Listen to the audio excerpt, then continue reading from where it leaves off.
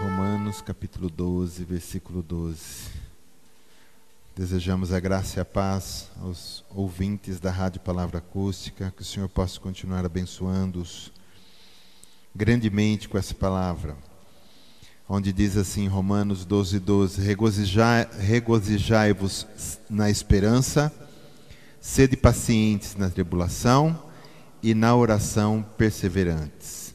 Regozijai-vos na esperança, sede pacientes na tribulação e na oração perseverantes. Repete comigo, regozijai-vos na esperança, sede pacientes na tribulação, na oração perseverantes. Obrigado, Pai, por essa palavra. Que Teu Espírito possa falar com cada um de nós nessa noite, nessa porção da Tua palavra, e possa nos encher da Tua graça, do Teu amor, da Tua misericórdia e da Tua vida que está na palavra viva, Pai. Amém. Você pode se sentar, querido. Quero falar com você, querido, Na realidade, o capítulo 12 de Romanos aí tem uma lista, né, de coisas aí, né?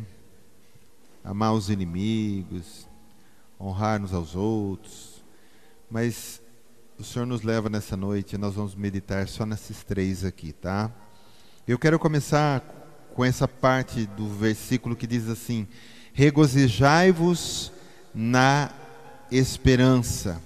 Na realidade está dizendo assim: sejam extremamente alegres na esperança, realegrem-se na esperança.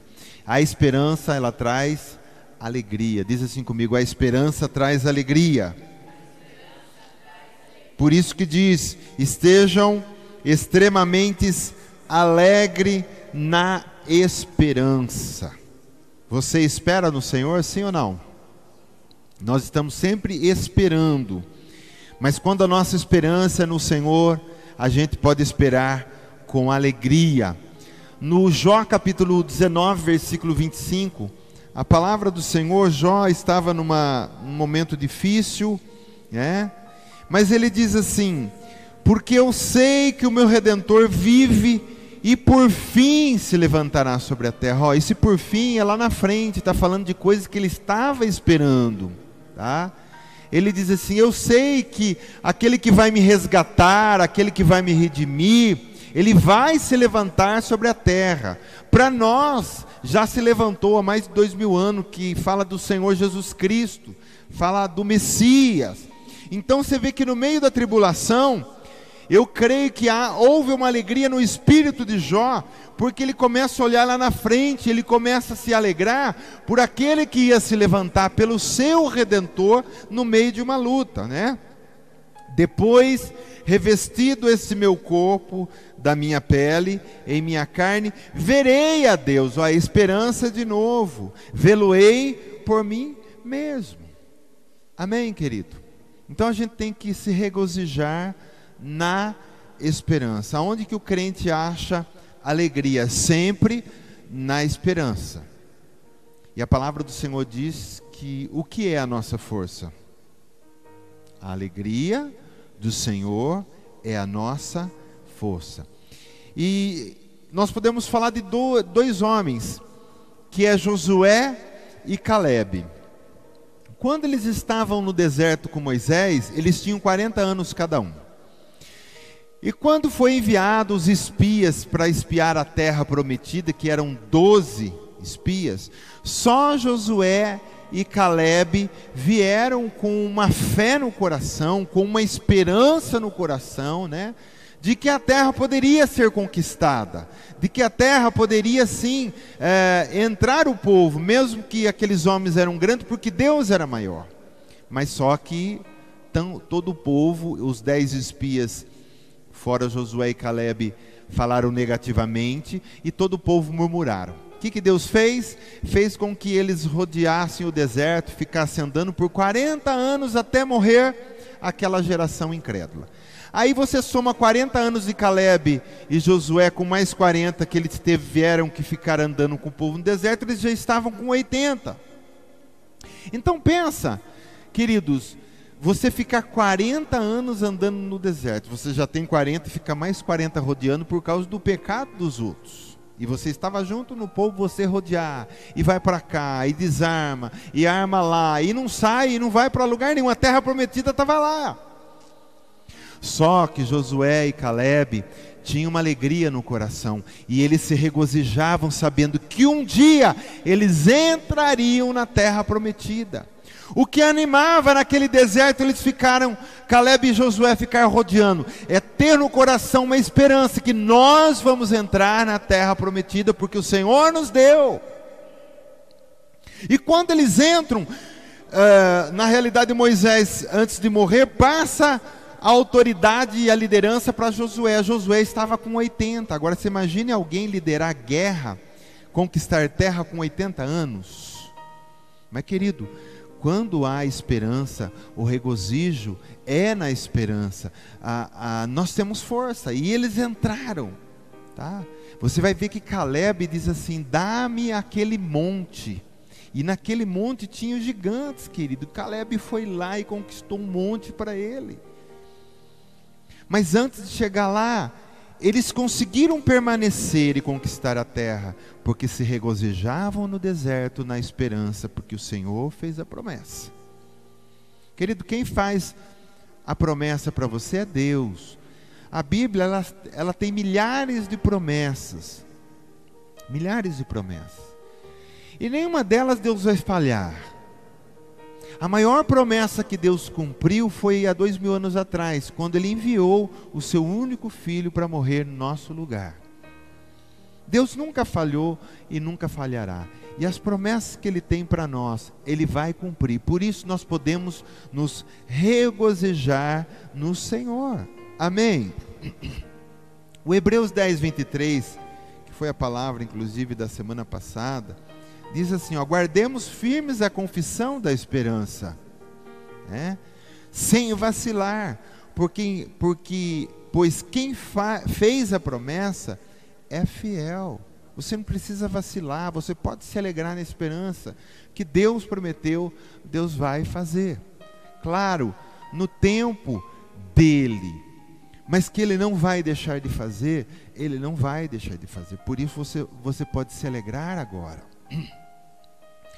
As pessoas que não têm a palavra do Senhor, as pessoas que não têm Jesus Cristo, as pessoas que não têm o Espírito Santo habitando no coração dela, elas vão esperar no quê, querido?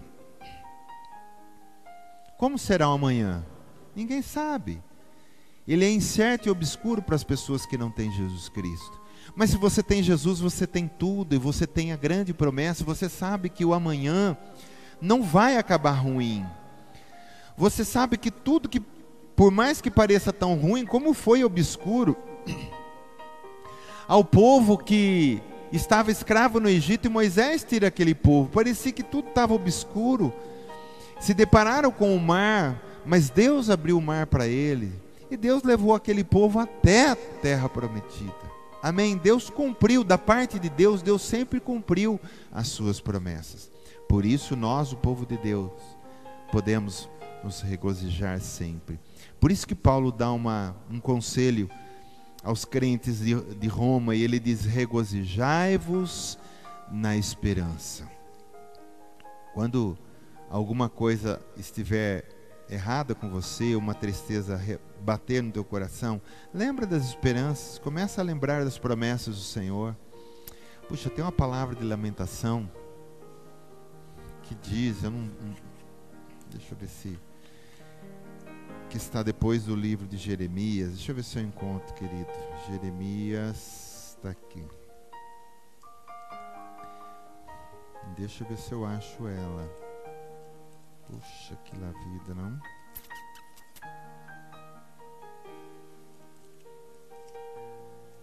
Que é uma palavra, talvez você até lembre dela. Minha alma, que fala assim: vamos lembrar daquilo que nos dá esperança, né? Alguma coisa assim.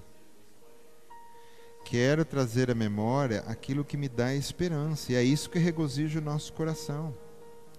Porque às vezes a gente começa a olhar para muita coisa. De que jeito que você se alegra? Uma das coisas, das maneiras de você se alegrar é assim: de repente você começa é luta aqui, desânimo ali, desânimo lá e tal. O que traz alegria? A Bíblia diz em Lamentações, eu não achei aqui, se alguém achar, é uma parte que diz assim: quero trazer à memória aquilo que me dá esperança. Do que você lembra quando você estiver nas lutas?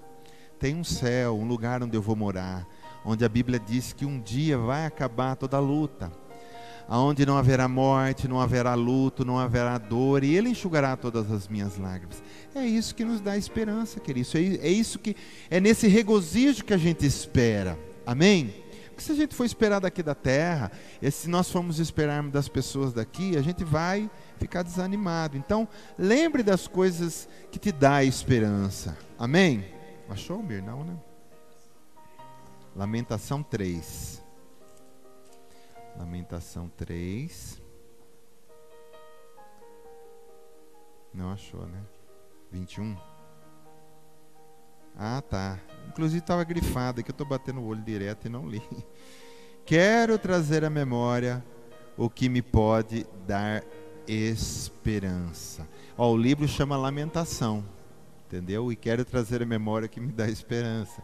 Porque Jeremias estava lamentando Jerusalém, o povo de Judá que foi levado cativo, estavam no cativeiro, e ele achou essa palavra: quero trazer à memória aquilo que pode me dar esperança, no meio de tanta tristeza, né? Outra parte desse versículo aí, nós pulamos para o segundo, que diz assim: sede pacientes na tribulação. O que Deus pede na tribulação é paciência. Você percebe que Ele não pede para você ficar feliz na tribulação, Ele pede paciência. Cada coisa tem aquilo que a gente tem que fazer, né? Regozijar no quê? Na esperança. E na tribulação? Na tribulação, vocês têm que ser pacientes. Então, a gente precisa afastar essa ideia errônea de que paciência prenuncia inércia, acomodação. Não quer dizer inércia, acomodação, estagnação. Não é isso que paciência quer dizer. Mas paciência é esperar, é saber aqui, é ter uma paz. Porque paz não quer dizer que paciência significa ciência de paz, mas lembra isso, né? Ciência de paz é outra coisa que significa. Mas é você conseguir resistir, é você ter mansidão nessa hora, né? Você vai ver que, por exemplo, 2 homens que eu posso citar para você, que tiveram paciência na tribulação, é José e Davi, que é mais um homem atribulado do que José foi. Foi vendido tão jovem, escravo, para o Egito, foi trabalhar de escravo, depois foi preso por uma coisa que ele não devia, ele ficou 13 anos na cadeia. Eu posso ver um homem com paciência aí.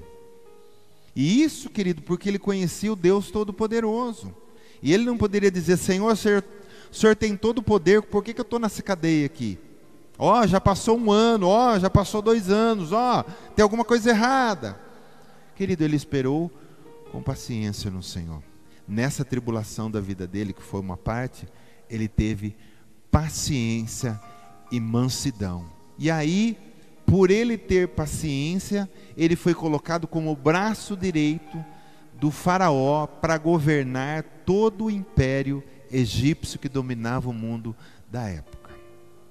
Outro homem é Davi. Foi ungido por Deus, por Samuel, né, para ser rei de Israel. E ele não foi rei depois que foi ungido, ainda estava lá Saul, né? Saul estava lá, governando. E depois Saul começa a persegui-lo, porque ele foi lá e com uma pedra ele derrubou o gigante Golias, e todo mundo começou a clamar por ele, fizeram até música para ele, né? As mulheres, quando estavam voltando lá da morte do Golias. E aí, querido, Saul teve ciúmes dele e Saul começou a persegui-lo para matá-lo. E ele fugiu de Saul mais ou menos de 7 a 10 anos, ou um pouco mais. Cada um faz um cálculo aí, mas foi muito tempo fugindo da morte. E ele esperou com paciência nesse momento de tribulação. Ele poderia também dizer: Senhor, eu fui ungido por ti, arranca aquele cara de lá e me coloca lá. Não, ele fugia com paciência. E você pensa que era fácil a vida fugindo, querido, naquele deserto? Uma hora numa caverna, uma hora para um lugar, outra hora para o outro. A vida de Davi não era fácil, mas na tribulação ele teve paciência. Você vai ver, os salmos que traz mais fé para nós foram os salmos escritos quando Davi estava fugindo de Saul. Olho para o monte, de onde me virá o socorro? Meu socorro vem do Senhor que fez os céus e a terra. Ele vai escrevendo Salmo 57, né? Os meus inimigos me rodeiam, querem me devorar, mas o Senhor está comigo, o Senhor é a minha força. Ele teve muita paciência na tribulação. Querido, eu estou falando de tribulação, não é isso que a gente passa aqui não, viu? O que eu estou citando para você é tribulação. A gente fala que certas coisinhas que a gente passa aqui é tribulação, não é comparado com que esses homens passaram e não largaram de Deus. Sabe por quê? Porque houve essa coisa que Paulo está aconselhando as igrejas, aos romanos aqui: pacientes na tribulação. Se você não tiver paciência na tribulação, Deus não te leva no lugar que Ele quer te levar, e você não chega aonde Deus quer te levar. Os propósitos de Deus não se cumprem na sua vida, eles acabam no meio do caminho. Porque se José não tivesse paciência, ele não seria braço direito do faraó. Se Davi não tivesse paciência fugindo lá, querido, muitos e muitos anos, ele não seria o grande rei de Israel. Querido, é o rei que todo mundo conhece. Hoje você pode perguntar até no mundo: você conhece o rei Davi? Todo mundo já ouviu falar de Davi, a fama dele que se espalhou. Em Israel, Davi ficou muito conhecido, e até hoje, querido, as pessoas quando corriam atrás de Jesus, diziam assim: tem misericórdia de mim, filho de Davi. E falava de Davi, um homem que teve muita paciência fugindo do seu inimigo. Ó, é de morte, viu, querido? Agora, se imagina alguém te ameaçando de morte, você foge de Limeira para Americana, e o cara vai atrás, você vai para Jundiaí, o cara de repente aparece lá, e você vai para São Paulo, e você fica, pelo Brasil fugindo, mais ou menos quase 10 anos. Imagine uma vida assim, você lá firme com Deus, paciente, esperando a sua hora, esperando a hora que Deus tem para te exaltar. E a gente pode ter paciência, porque a gente sabe que Deus nos guarda.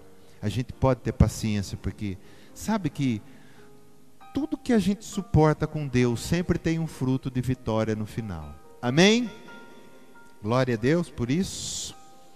A palavra do Senhor diz em Mateus 5,5: bem-aventurado os mansos, porque herdarão a terra. Por que eu estou falando de mansidão? Porque mansidão e paciência andam junto. Você pode ver que uma pessoa mansa, ela é paciente, e uma pessoa paciente, ela tem o fruto da mansidão na vida dela. E aqui tem uma promessa para aqueles que são pacientes na tribulação, para aqueles que são mansos na tribulação: bem-aventurado os mansos, porque herdarão a terra. Amém? E na oração? Na oração, o que pede aí, o que o Paulo fala aos romanos? Na oração, vírgula. Na oração, perseverantes. Diz para quem está do teu lado: na oração, perseverantes.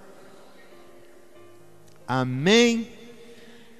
Eu posso lembrar aqui, toda vez que falo de perseverança, né, de alguém que começa a cavar um poço para achar água. E você cava, né, 1 palmo, não aparece água. Você cava 2 palmos, não acha água. Você cava 1 metro, nada de água. Você cava 2, nada de água. Você cava 5 metros, nada de água. Querido, e perseverança é assim, é cavar até se achar o olho d'água. Porque que existe uma corrente de água embaixo? Existe. Mas se você não for perseverante, até encontrá-la você não acha água. E perseverança é o dom da insistência. Como é que uma vez nós pregamos sobre isso aqui? Batei e abrir-se-vos-á. Bate, querido. uma hora vai abrir. É insistir. É insistir. Jesus, ele cita duas parábolas em relação à insistência. Uma é do amigo que foi na casa do outro à noite dizendo assim: chegou um amigo lá em casa, eu preciso de pão, você tem pão para emprestar? E ele diz lá: rapaz, já estou deitado aqui, as crianças estão deitadas, vou ter que passar por cima de todo mundo aqui, não dá. E ele continua lá, e lá batendo: mas eu preciso do pão, cara, me arruma o pão. E diz assim: o amigo vai levantar por causa da insistência do outro. E emendando nessa parábola, ele fala também do juiz iníquo da cidade. E uma senhora foi lá para que ele tomasse a causa dela, e ele não quis tomar a causa dela. E ela insistiu, e ela insistiu, e ela insistiu, até que o juiz defendeu a causa dela. Aí Jesus vai falar assim: olha, se os homens maus fazem isso, eles dizem assim: vocês imaginem Deus se vocês insistirem na oração por algo que é necessário. Então, na oração tem que ser insistente, na oração tem que ser perseverante. Amém? Glória a Deus. E o tamanho da insistência, querido, é o tamanho da importância do pedido, porque tem gente que pede uma coisa hoje, amanhã já nem está pedindo mais. Ora 2 dias, 3 e já está bom. Deus já sabe todas as coisas. Querido, se é coisa necessária, é coisa que você tem que orar todo dia, toda hora, estar insistindo, que só assim a porta abre. Já ouviu falar da palavra céus de bronze? O que é céus de bronze? Às vezes o inimigo lhe arma alguma coisa sobre alguma área da nossa vida que fica como um céu de bronze. A única coisa que rompe o céu de bronze sobre as nossas cabeças é a insistência na oração, porque a oração, ela quebra julgo, a oração tem poder, querido. A rainha da Inglaterra, Mary, a história diz que ela tinha mais medo de John Knox, que era um homem que orava, um escocês que orava muito, do que do exército da Escócia, porque aquele homem tinha o testemunho que quando ele botava o joelho no chão para orar para uma coisa, aquela coisa acontecia. Então olha para você ver, a rainha tinha mais medo de um homem de oração do que um exército. Oração, ela muda as coisas, ela muda a história, ela muda um país, ela muda uma cidade, ela muda um bairro, ela muda. Mas eu estou falando da oração insistente, a da oração ali da perseverança. Amém? E quando a gente fala de oração, a gente lembra de guerra, a gente lembra de batalha. Você sabia que Deus libera anjos para guerrear a nosso favor? E acontece guerra no mundo espiritual quando a gente ora. Quando a gente não ora, não tem guerra. O anjo do mal está ali para fazer o que quer, e o anjo do bem de braço cruzado. A gente vê isso na história de Daniel orando 21 dias, o anjo que aparece para ele, que é o Gabriel, ele diz: olha, desde o primeiro dia que você está orando, olha lá. E ele continuou, se ficasse 1 mês ou 60 dias, porque Daniel era um homem de oração, ele orava 3 vezes ao dia. 9, meio-dia e 3 da tarde, 9, meio-dia e 3 da tarde, todo dia.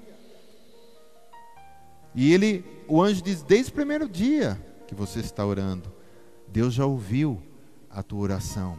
Mas porque ele estava orando, o anjo diz assim: olha, houve uma guerra, um principado resistiu a gente aí, e foi chamado Miguel, e a gente foi lá, e abriu esse céu de bronze, e eu vim aqui trazer uma resposta para você, resposta da sua oração. Quando a gente ora, Deus libera exércitos de anjos, sem miséria, viu, querido, a teu favor, sem miséria. Sem miséria, e eles descem e eles abrem os céus de bronze, aquilo que está resistindo, aqueles principados, como é que eu posso dizer, aquelas paredes demoníacas em alguma área, Deus rompe se tiver oração com insistência e perseverança. Então a gente lembra de guerra. Os Estados Unidos, se eu não me falha a memória, foi na guerra do Vietnã. Eles tentaram conquistar um monte onde os inimigos estavam lá, por 14 vezes. Foi a primeira, voltou, foi a segunda, voltou, foi falhando, mas eles foram insistentes, nós vamos até tomar esse monte. Na 14ª vez, eles tomaram o monte de vez e o inimigo foi sucumbido, porque era um lugar estratégico. E não é porque você orou hoje e não aconteceu, amanhã você não ora mais. Ora hoje, ora amanhã, ora depois da manhã e continua orando naquilo que é necessário. Porque a oração, querido, é como uma gestação. Você vai orando, aquilo vai se formando. Você vai orando, aquilo vai tomando forma, até que chega o momento que nasce. É claro que existem orações em nossas vidas, que você deve ter visto acontecer, e deve ter acontecido com você, que você orou e já aconteceu. Às vezes foi no dia. Amém, glória a Deus. Mas nem sempre é assim. Às vezes você pode... está orando e está aparecendo alguém na porta, uma resposta de oração imediata. Como foi, se eu não me falha a memória, com Neemias, né? O rei perguntou: o que você está tão triste? Disse que ele fez uma oração, a oração mais rápida da Bíblia. E ele já tem uma resposta ali, o rei libera ele para voltar em Jerusalém, reconstruir os muros. Mas às vezes, a oração ela pode ser demorada como a de Ana, né, Ana? Na Bíblia. Ela ia todo ano e chorava e orava a Deus. Todo ano chorava e orava a Deus no templo porque ela queria um filho. Mas chegou o dia que Deus libera o filho para ela. No ano que vem o sacerdote disse: você vai estar com uma criança no colo. Então, querido, às vezes demora. Tem gente que ora 10, 20 anos para a conversão de uma pessoa da família. Olha lá, conversão. Você vai falar: parece que Deus está... Não, pode deixar que Deus nunca atrasa, Deus nunca adianta, Deus está sempre no momento certo. E mesmo as coisas que parecem que estão atrasadas, não estão, está no tempo de Deus. Para nós humanos, que temos uma cabecinha tão pequenininha perto da cabeça de Deus, da mente de Deus, do propósito de Deus, a gente, está atrasado. Não está. Está adiantado. Também não está.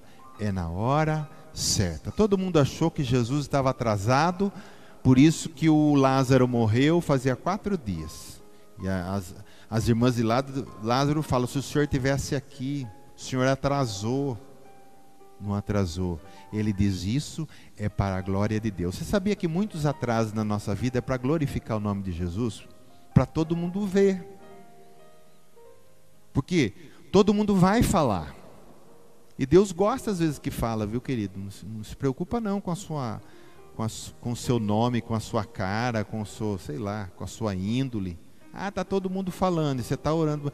Deixa que fala. Aí Deus atrasa para todo mundo falar, e depois Deus se levanta do pó e te coloca de pé para todo mundo ver que o Deus que você serve é um Deus que socorre, que houve um milagre ali que só Deus poderia fazer. Amém? Glória a Deus.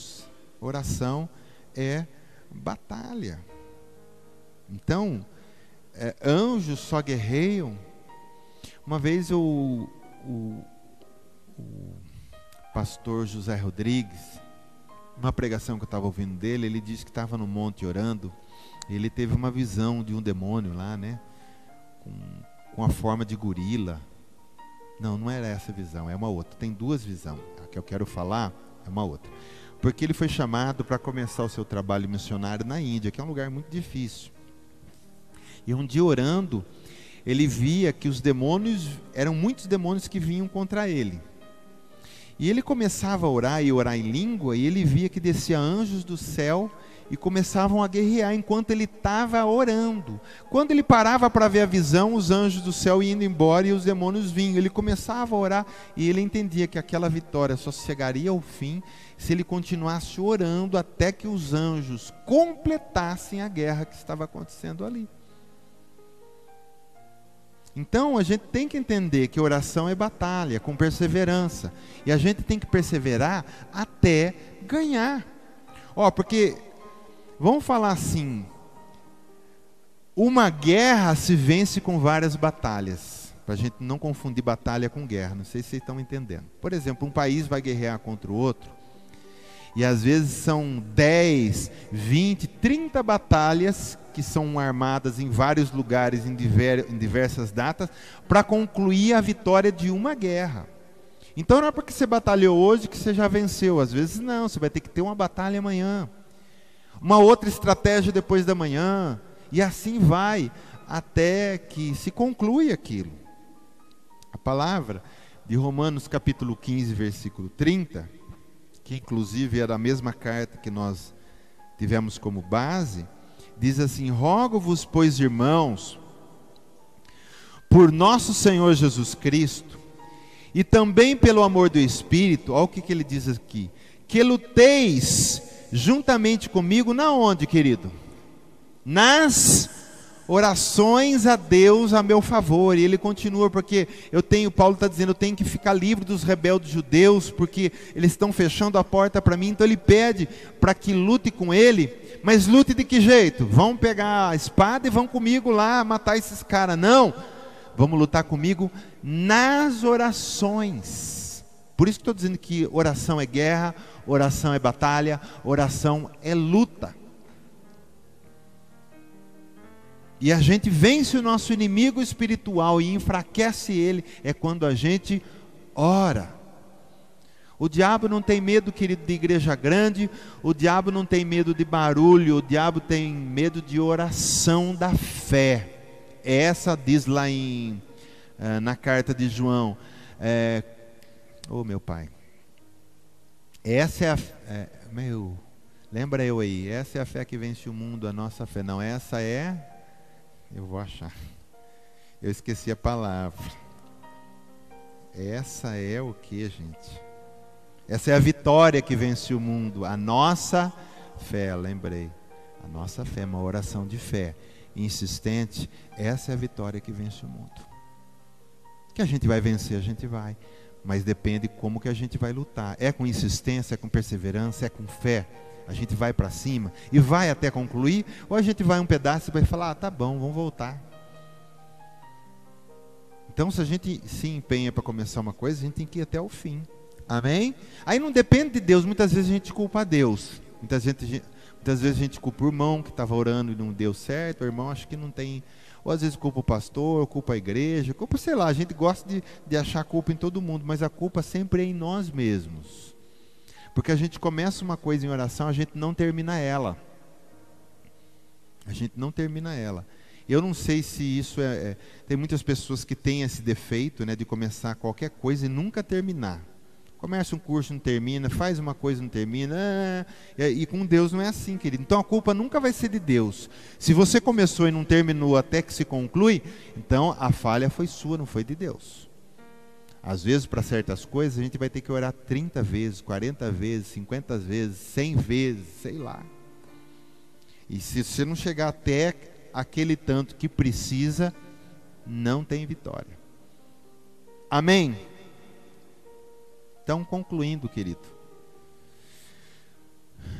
eu quero recapitular com você Romanos 12:12. Regozijai-vos na esperança. Onde você vai achar alegria na sua vida? Sempre na esperança. Ah, você ficou triste com alguma coisa, você pensa, Senhor, mas o Senhor está comigo.